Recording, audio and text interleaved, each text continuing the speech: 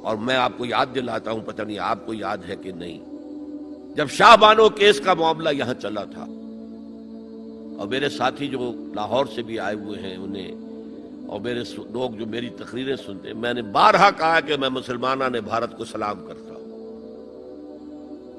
انہوں نے اپنی آئلی قوانین میں آج تک کوئی دخل اندازی نہیں ہونے دی،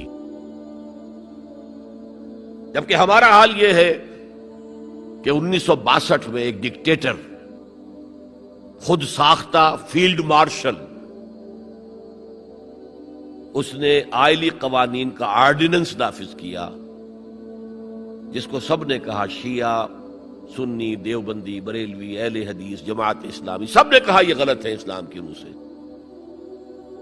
لیکن کوئی تحریک نہیں چلائی۔ جان تو کیا دینی تھی، کسی کے نکسیر تک نہیں پھوٹی، وہ آرڈیننس سے قانون بن گیا، اور ضیاء الحق صاحب 11 سال تک اسلام اسلام اسلام اسلام پکارتے چلے گئے، اس آرڈیننس کو ہاتھ نہیں لگایا، قوانین جو کے تو رہے، یہاں تک کہ انہوں نے فیڈرل شریعت کورٹ قائم کی، اور کچھ حسن کا ظن میرے بارے میں ہو گیا تھا، مجھے اپنی شورا کا رکن بنایا۔ پہلے انہوں نے وزارت پیش کی تھی مرکزی، میں نے کہا نہیں جناب، میں ایک تو اس کا اہل نہیں ہوں، کبھی ان میدانوں میں گیا ہی نہیں، حکومت کے کوریڈورز میں میرا آنا جانا نہیں ہے، میں اس کا اہل نہیں ہوں۔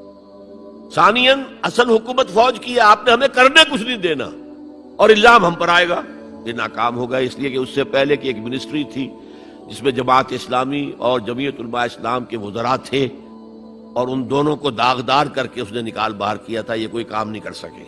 بھائی کام تم کرنے دو تو کریں، تم تو کہتے ہو میری کانسٹیچوئنسی تو فوج ہے، یہ تو فوج کو راضی رکھنا ہے۔ بہرحال میں نے ان سے کہا تھا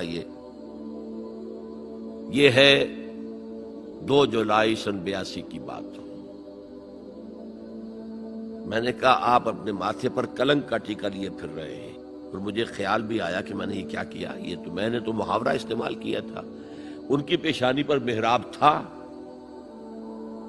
میں نے سوچا یہ ناراض ہو نہیں ہوا، وہ اس معاملے میں بہت ٹھنڈے آدمی تھے، بہت متحمل مزاج۔ کہلے کیوں کہہ رہے ہیں آپ یہ؟ میں نے کہا دیکھیے آپ نے فیڈرل شریعت کورٹ بنائی، اس میں اپنے ہینڈ پکڈ علماء رکھے، تقی عثمانی کس کا چوائس ہے؟ آپ کا۔ پیر کرم شاہ کس کا چوائس ہے؟ آپ کا۔ ملک غلام علی کس کا چوائس ہے؟ آپ کا۔ اور اس کورٹ کے بھی ہاتھ باندھ دیے، ویسے تو یہ 2 بیڑیاں پہنائی تھی اور 2 ہتھکڑیاں، لیکن میں اس وقت اپنی گفتگو کے حوالے سے صرف ایک کا ذکر کر رہا، آئلی قوانین پر بھی آپ کوئی بات نہیں کر سکتے۔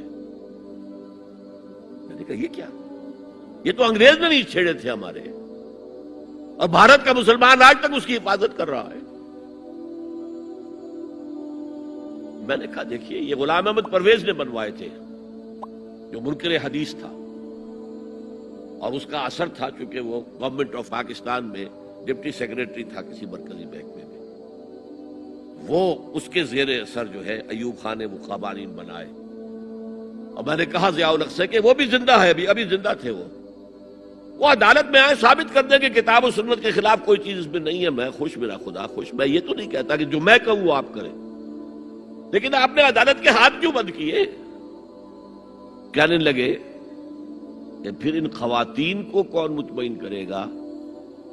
میں نے کہا اگر آپ کا سوچ کا انداز یہی ہے تو یہ میرا استعفیٰ حاضر ہے، میں آپ کی شورا میں نہیں بیٹھ سکتا، استعفیٰ دے کر